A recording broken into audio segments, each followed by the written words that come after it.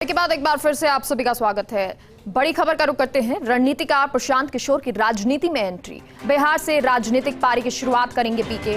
प्रशांत किशोर ने की जन स्वराज ऑर्गेनाइजेशन की घोषणा। ट्वीट कर चुनावी रणनीतिकार प्रशांत किशोर ने इसकी जानकारी दी और कहा कि पॉलिसी डिसाइड के लिए ये जरूरी है। जल्द बिहार का दौरा कर युवाओं और गैर राजनीतिक लोगों से मुलाकात करेंगे।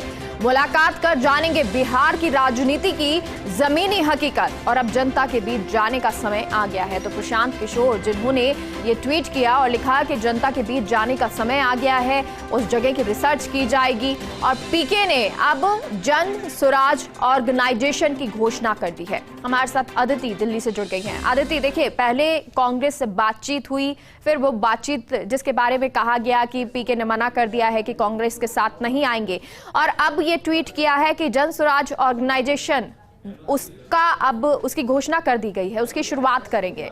कैसे आप इसको देखती हैं? मैं आपको इस पूरे घटनाक्रम से थोड़ा पहले ले जाना चाहूंगी। जब बंगाल में चुनाव हुए और बंगाल चुनाव के बाद एक ट्वीट में और एक बयान में ये बात कही गई कि अब मैं और इलेक्शन कैंपेन या इलेक्शन स्ट्रैटेजिस्ट नहीं रहूंगा, अब मैं ये नहीं करना चाहता, मैंने बहुत कर लिया।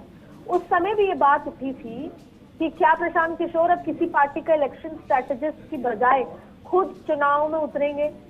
फिर ये बात आई कि क्या टीएमसी से राज्यसभा में जाएंगे।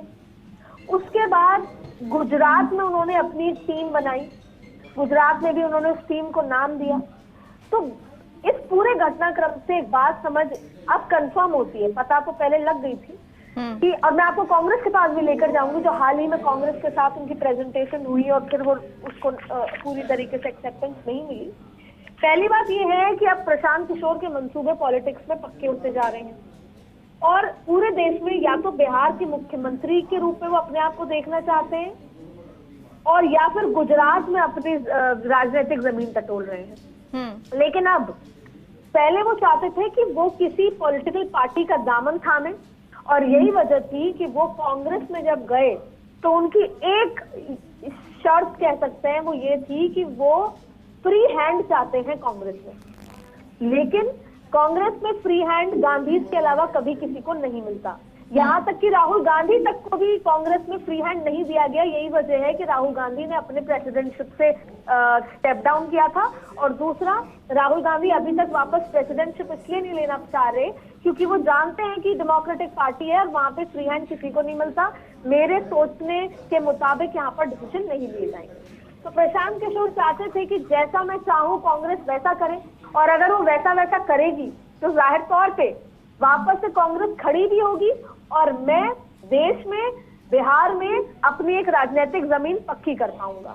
उसमें उन्होंने जो स्ट्रैटेजी बताई थी उसमें कहा था कि आप पंजाब दूसरे राज्यों की बात कही थी कि कहां पर आपको किससे अलायंस करना है।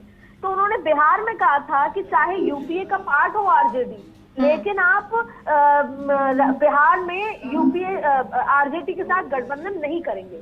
और इसकी सोल एंड रीजन यही था कि कहीं ना कहीं बिहार में प्रशांत किशोर अपने आप को दावेदार समझ रहे थे कांग्रेस की तरफ से और वो चाहते थे कि आगे ऐसा कुछ निकल कर आए। तो इन तमाम चीजों से और आज उनके ट्वीट से साफ हो गया है कि प्रशांत किशोर अब राजनीतिक मैदान में पूरी तरीके से उतरना चाहते हैं और अब क्योंकि कांग्रेस से लेकर कहीं और उनकी बातचीत नहीं बैठी है तो अब वो खुद की पार्टी के साथ जमीन पर उतरेंगे और जमीन पर उतरने के बाद वो ऐसा माहौल खड़ा करेंगे क्योंकि देखिए प्रशांत किशोर के पास उतनी टीम तो है कि वो देश भर में स्ट्रैटेजिस्ट हैं, तमाम लोग हैं, लेकिन अब वो अपनी राजनीतिक जमीन कैसे खड़ी करते हैं देखना होगा। लेकिन प्रशांत किशोर की बिल्कुल अदिति, और ये एक चुनौती भी रहेगी क्योंकि अभी तक स्ट्रैटेजी बनाना, डेटा कलेक्ट करना या रिसर्च करना ये उनकी टीम करती थी, लेकिन राजनीतिक तौर पर खड़ा होना कितना उनके लिए मुमकिन होगा।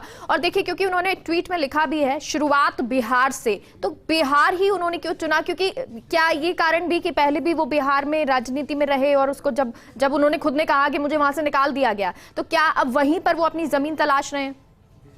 बिल्कुल, देखिए प्रशांत किशोर के मंसूबे केवल बिहार तक नहीं है। अगर आज से डाउन द लाइन हम 3-4 डिकेड्स देखें तो शायद वो देश पे भी राज करना चाहते होंगे। एक हर आदमी की महत्वाकांक्षाएं होती हैं, लेकिन बिहार के वो हैं, बिहार से उनको लगाव है। और देखिए ये बात साफ है कि जब आप कहीं पर होमवर्क करते हैं और लगातार अलग अलग पार्टियों का होमवर्क करके कहीं ना कहीं 50% 60% उनको जीत भी हासिल हुई है, 40% वो चुनाव में उस तरीके से दूसरी पार्टियों को नहीं भी जिता पाए, जिता भी पाए। तो जब डेटा कलेक्शन होता है, जब आप एक पैटर्न समझने लगते हैं कि जनता वोट कब देती है, जनता वोट किस तरीके से देती है, नेता किस तरीके से अपना चुनाव प्रचार करे कि जनता भावुक हो जाता है। जैसे कि ममता बनर्जी, जब ममता बनर्जी के लिए ये कहा गया था कि अब भारतीय जनता पार्टी अब इस बार परचम लहराएगी बंगाल में भी, लेकिन जब उन्होंने ममता की बिहार की बेटी का इमोशनल गेम खेला, जब उनके पांव में फ्रैक्चर हुआ और नरेंद्र मोदी ने ओ दीदी कहकर बुलाया, तो बिहार जो पश्चिम बंगाल का एक इमोशन जाग पड़ा कि भाई इमोशनल फैक्टर जाग गया कि ये तो पश्चिम बंगाल की बेटी है और कोई बाहर का व्यक्ति उसको ऐसे ह्यूमिलिएट नहीं कर सकता। तो जब आप ठीक है, तो देखिए रणनीतिकार अभी तक रहे, बीजेपी से जुड़े, वो कांग्रेस को उन्होंने सलाह दी, टीएमसी से जुड़े, तो अब वो खुद मैदान में उतरने के लिए तैयार हैं। बहुत बहुत शुक्रिया अदिति पूरी जानकारी के लिए।